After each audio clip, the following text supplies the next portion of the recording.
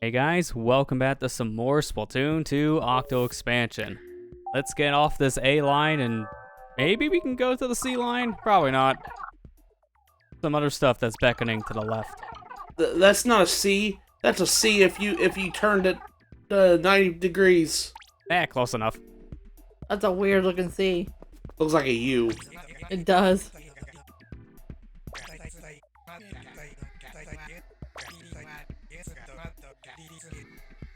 Was he butt texting again? Knowing Cuttlefish, he would just be doing that. Even though the phone is way over on his right, he would still find a way. No, he'd just be rapping about butt texting. Also that at this point, you're not wrong.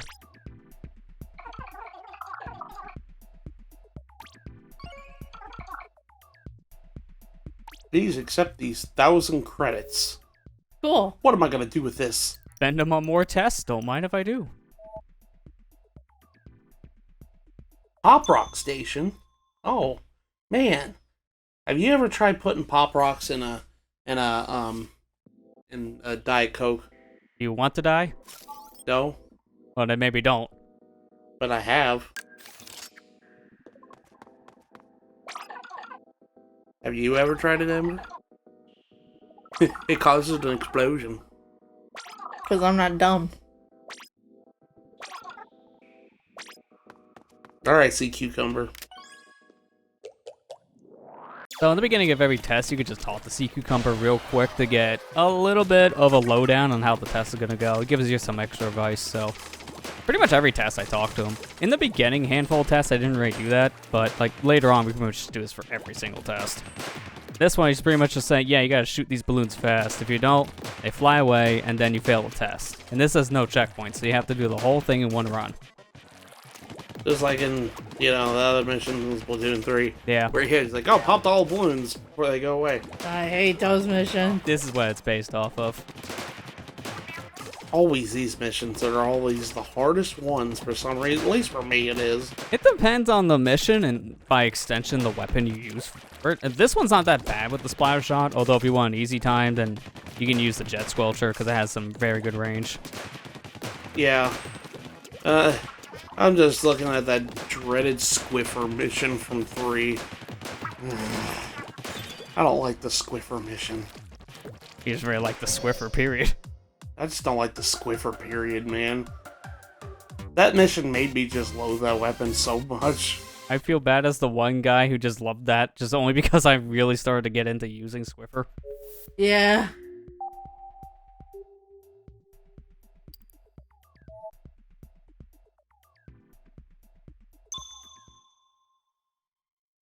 Take from above station. And it looks like it merges with D-line. Yep. You can definitely tell anytime you're approaching a junction point by the level being a square on the map instead of a circle. The squares are junctions to a new line. So when you do this, it's really hard to really classify, are you playing a level in B-line or D-line? Sometimes it's one or the other. It really kind of just depends on where it's supposed to originate from. It's both. Technically it is, but the memcake says otherwise. Oh, look, it's an missile octocopter. Why are you green, my friend? Why not? He's just green with envy. Just envious of that one specific ink launcher from Splatoon 1's single player, because this mission is essentially a callback to the Ink Strike missions in Octo Valley from Splatoon 1 on the Wii U. It's the same idea. It's just that we don't have this like once per world situation. I believe this is the only mission in Octo expansion that does this. Yeah, and it's just like it's not an ink strike. Yeah, since ink strikes don't exist in Splatoon 2. So instead it's worse, it's 10 missiles. Well, Les just probably like, thank God. And then he realized, no, I want my ink strike back. Yeah, honestly, Ink Strike wasn't really that overpowered. It really depends on the mode, because Splat Zones may have a word with you on that one.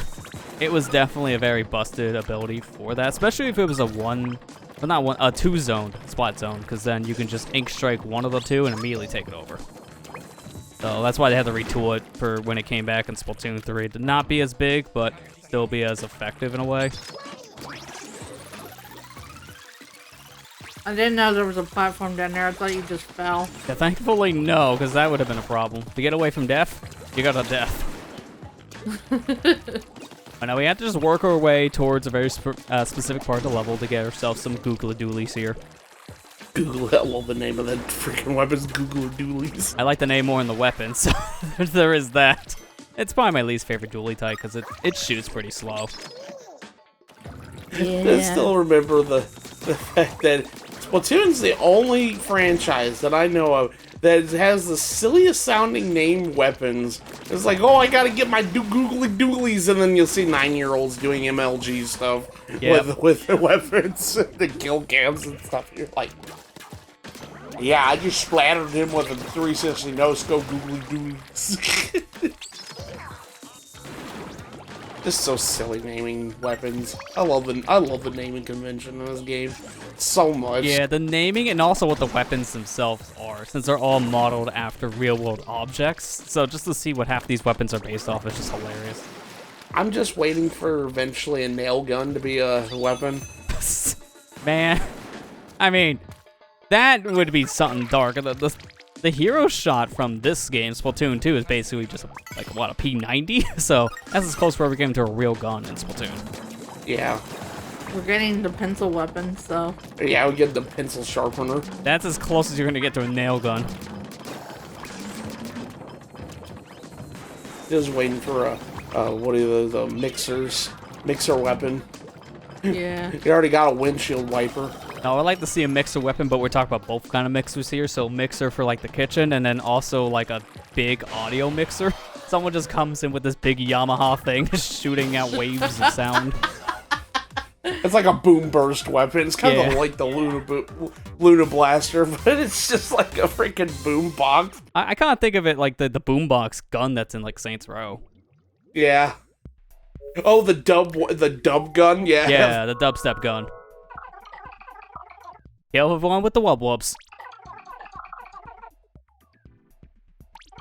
Man, speaking of Saints Row, that's a franchise that fell off. Yeah, well, I mean, for about a decade, because after the whole Saints Row 4 and then the Gat Out of Hell expansion, it just died off for almost a decade.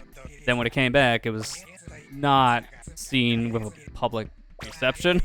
It was bad. The reboot just didn't, it didn't do good. You can not mince meat. It was just bad. It just stinks because, you know, the third game, at least, I had fun with the third game. The third game was so stupid and funny, though. Yeah. No, it's just in general, I think a lot of the games are just really fun and goofy. The first game is supposed to be the most serious of all of them, but it makes sense because it was just essentially not Grand Theft Auto for the time. And then starting with 2, it got a little more goofy. And then 3, they just gave up and said, you know what? What if we just add things like, oh, I don't know, the demonetization weapon known as the dildo? Why not, yo?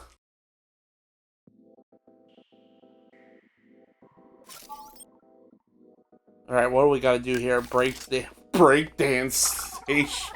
Yeah, I love the name. It's like we have nothing to do with the dance, but we're gonna be breaking down something. So the goal here is just to destroy all the enemies around you without falling off to your death, because the boxes below you are gonna break with each shot. So we gotta watch our aim. This reminds me of a Mario 3D World level. Kind of. Remember when he had the giant, like 8-bit Mario and then the giant, 8-bit Link level? Oh yeah, well the goal actually was to fill it in instead. Yeah.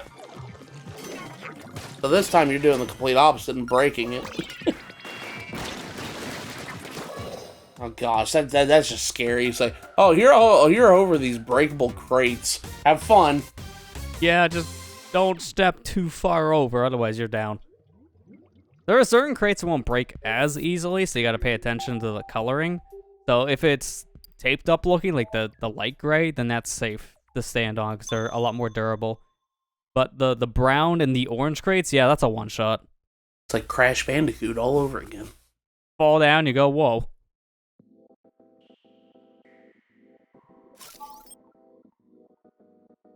Phat Splatz Station. That's a Phat with a PH. That's the cool type of Phat.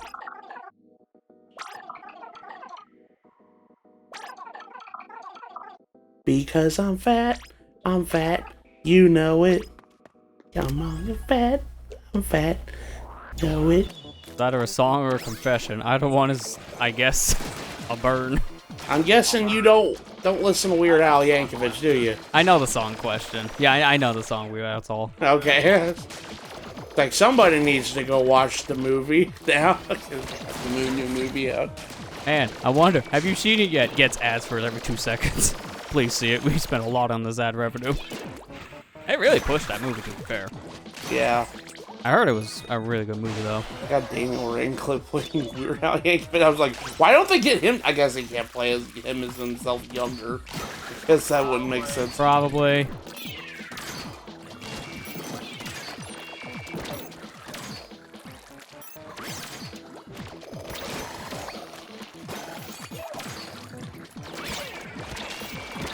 Ah, don't die on this lister. Oh, The slow fling of the flingza is definitely going to be the death for me as I die. The thing is with this roller is, it's a combination of a standard roller fling with the dynamo roller fling. It depends on how you do it.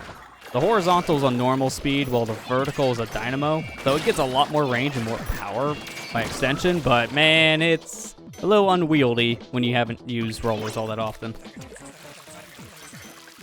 Does Amber need to give you some tips and tricks on how to be a roller? No, because I'm not good at it either, so.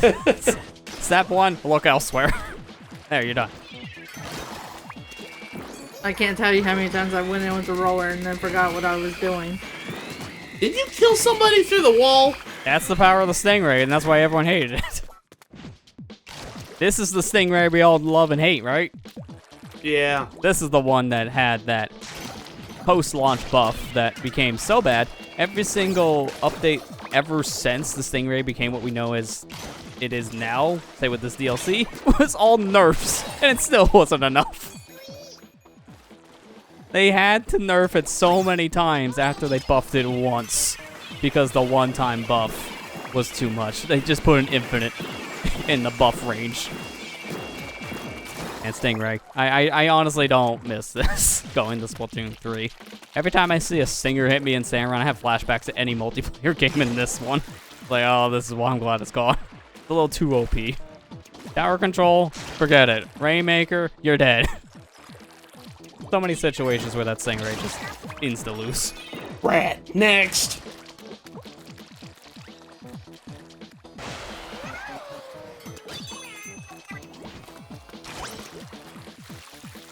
So tall.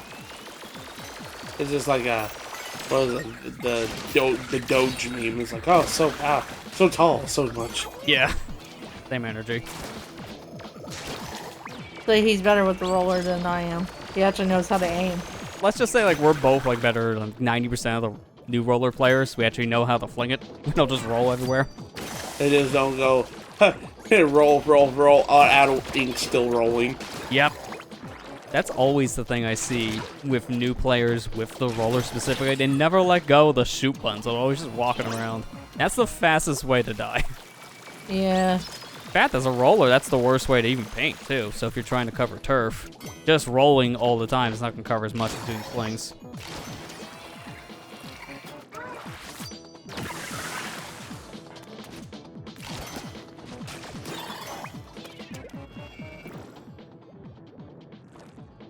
Where are you?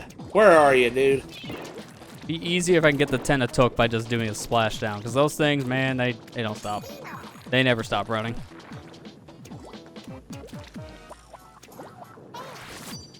And booyah! There you go. And what's convenient is as soon as you kill the final enemy, they give you a launch pad to jump all the way back up to the top. That's it. That's the mission. The worst part, honestly, is those Tenotooks.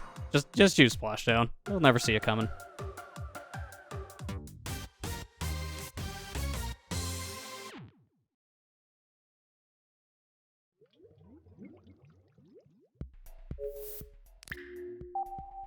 Got another mem cake. Going to Brute Rollup Station. Good, another one that has a roller. Oh, guess what? There's a cousin. It's not a fruit roll-up. It's a brute roll-up. How would that work? I don't know. Man, I miss fruit roll-ups. I know I could always go to the store and get one, but I haven't had one since I was like a kid. No, I just like to think of that mentality. I miss them. And then just walk right by an aisle in the store that just has all the fruit roll-up flavors.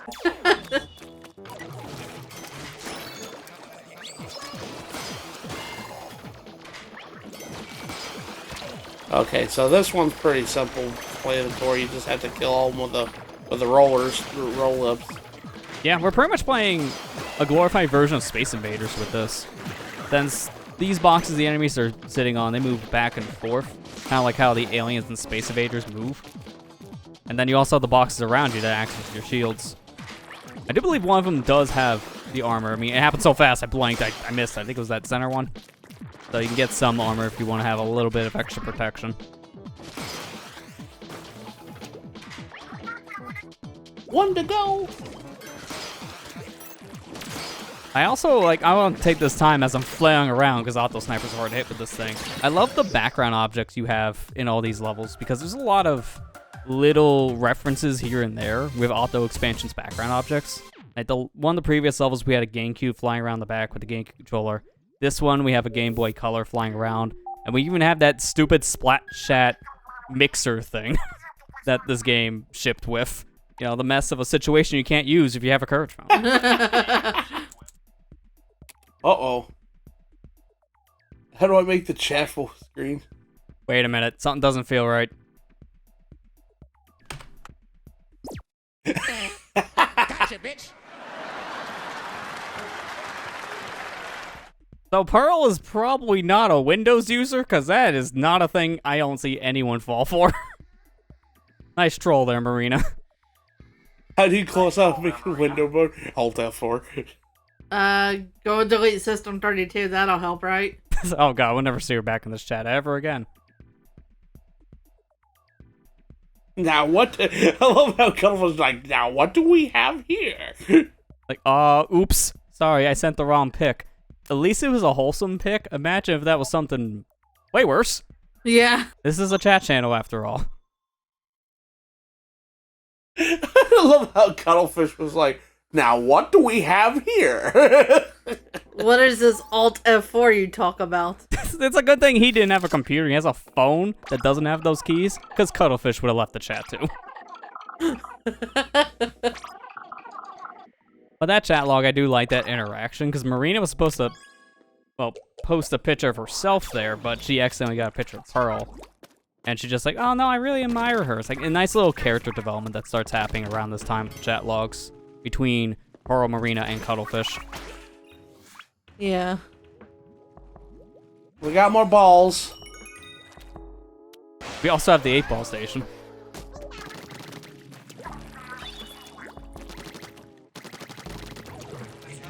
So use what they're saying here to your advantage.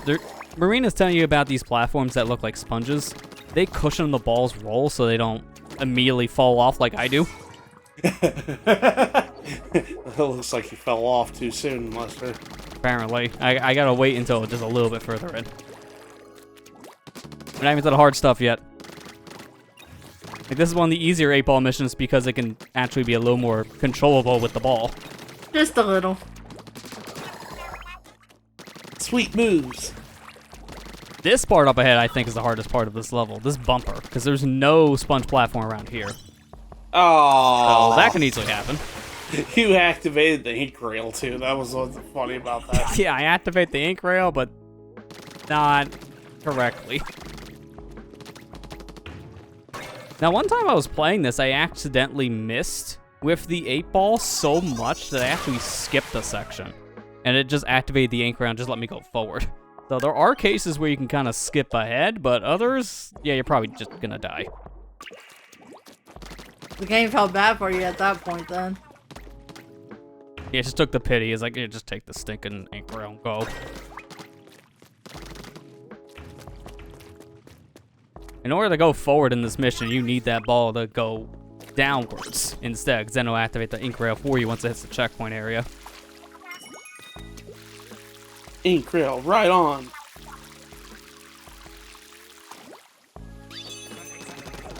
All right, let's not drop the ball on this one. I mean, I'm just gonna throw it instead. That should be fine. They told me not to throw, but they don't know me. See me play ranked. I throw all the time. Yeah, I was gonna say, you sure do know how to throw them the games, don't you, Lester? Hang on, I'm just gonna take a quick second to grab me more clan. What do you mean they dunked 50 in our base? Oh, I threw hard.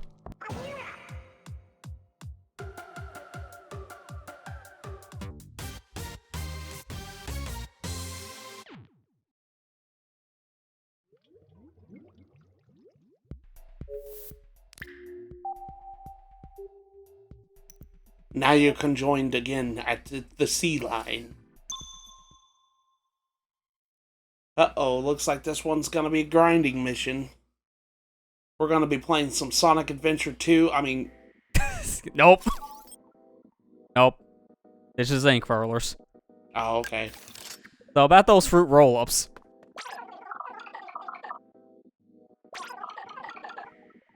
If anything in this game that really reminds me of a fruit roll-up, it's these ink furlers, because as soon as you roll them out, they actually just look like a proper fruit roll-up, just coming out of the little plastic wrapping. Yeah, it's like... Wee!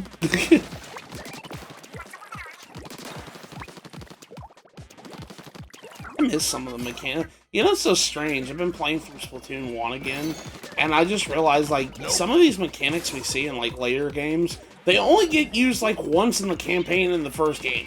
Yeah. There was a lot of one-and-done situations with Splatoon 1's campaign mode.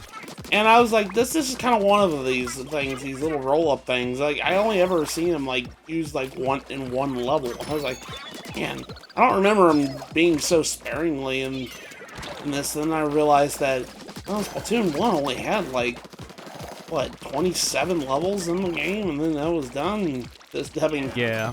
Well, Splatoon 2 also did, but the thing is, compared to Splatoon 1 and 2, that I feel like they use a lot more single-player exclusive platform design, which are things like the ink rails and furlers, ride rail, stuff like that. They use it a lot more often, so you don't really notice that same issue.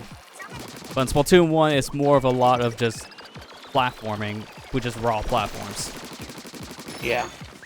And not only that, they always stage the level based on, you know, the gimmick. Like, they went, like, more gimmick. They don't have, like, in conjunction with, like, 50 other types of platforms and stuff like that. I just remember, I was like, man, I forgot that they only ever used this mechanic once in this entire game. Like, Yeah, the only time they reused any kind of a gimmick thing were the multiplayer style stages with the Octolings and then the Ink Strike missions, and that was it. And then Sponges, that was it. Yeah, also Sponges, because they were in at least, like, one level of world. This is what it felt like at one point. Yeah. Dang fruit roll-ups. It also helped in this game, though, that we have something like Octo Expansion, which added so many more single-player levels, so you've seen a lot more of these gimmicks more often, just by sheer scope. But you know, in Octo Expansion, there was no, like, collectible to get, like, sunken scrolls or anything like that, so... Honestly, it's probably for the better, just because a level doesn't necessarily need a collectible just to have you explore a lot, because just by having extra points off to the side, there's already more than enough an incentive for a player just to go out their way for something. And it's nice, too, because Splatoon 3 didn't really have it either. Like, they did have the sunken scrolls and stuff, but that was relegated to Hub World. Yeah. And that wasn't, like, you know, indifferent. Like, that was one thing. Within the level itself. That was so nice to not have to use a guide. Yeah. It took notes from how the hubs in Octo Canyon were set up here in Splatoon 2, where the main kind of collectibles you just had to do some kind of a puzzle for. Oh my god. Oh my god, I thought you saved yourself for a second there. I almost did. I was hoping. I was really hoping. Anyways, what were you saying, Lester? Sorry. Yeah, but the collectibles, I liked how they handled it better with Splatoon 3, because they took a note from how it worked in Splatoon 2's main campaign by just having you do a little bit of like a puzzle sequence or just like kind of like a run and gun section to get those said collectibles instead. So it gave you incentive for exploring the hub world. Because back in Splatoon 1, there was no reason to explore the hub world outside of just finding levels. There's really nothing else you could do in the hub. I appreciated that a little bit more, because then I was like, man, I found all the sunken scrolls and I didn't need to use a guide on YouTube. Yeah, exactly.